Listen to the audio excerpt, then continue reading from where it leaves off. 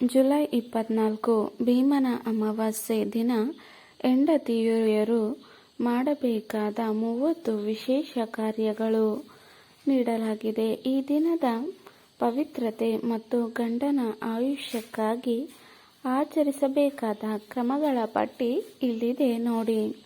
ಭೀಮನ ಅಮಾವಾಸ್ಯೆ ಹೆಂಡತಿಯರು ಮಾಡಬೇಕಾದ 30 ಕಾರ್ಯಗಳು. 1. ಮುಂಜಾನೆ ಬೇಗ ಎದ್ದು ಸ್ನಾನ ಮಾಡುವುದು. 2. ತೈಲ ಅಭ್ಯಂಗ ಎಣ್ಣೆ ಹಚ್ಚಿ ಸ್ನಾನ ಮಾಡುವುದು. 3. ಶುದ್ಧ ಹಸಿರು, ಬಿಳಿ ಅಥವಾ ಹಳದಿ ಬಟ್ಟೆ ಧರಿಸುವುದು. 4. ಮನೆ ಶುದ್ಧಿಗೊಳಿಸಿ ರಂಗೋಲಿ ಹಾಕುವುದು. 5. ಪೂಜಾ ಸ್ಥಳವನ್ನು ತಯಾರಿಸುವುದು.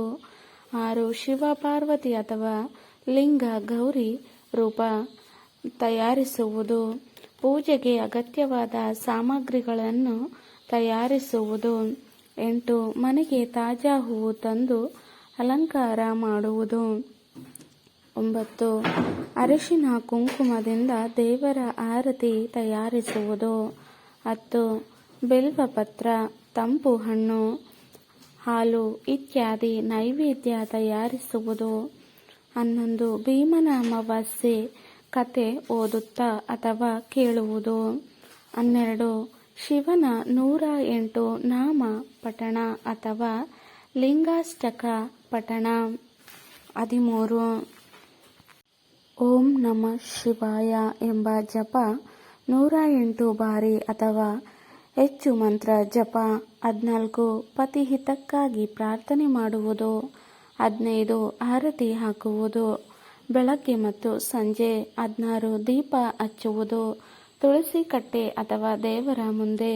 17. ಉಪವಾಸ ಅಥವಾ ಪ್ರಸಾದ ವ್ರತ, ಹಳದಿ ಅನ್ನ ಅಥವಾ ಪಾಯಸ ತಯಾರಿಸುವುದು. 18. ಅನ್ನದಾನ ಅಥವಾ ಹಣ್ಣು ಬಟ್ಟೆ ದಾನ. 19. ದಂಪತಿ ಕಲ್ಯಾಣಕ್ಕಾಗಿ ಶ್ರೀ ಉಮಾ ಮಹೇಶ್ವರ ದೇವರ ಪೂಜೆ.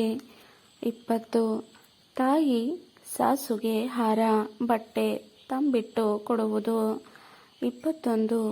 ಸಾಧುವರಿಗೆ ಅಥವಾ ಗೃಹದಲ್ಲಿ ಬ್ರಾಹ್ಮಣಿಯರಿಗೆ ಭಿಕ್ಷೆ ಅಥವಾ ದಾನ.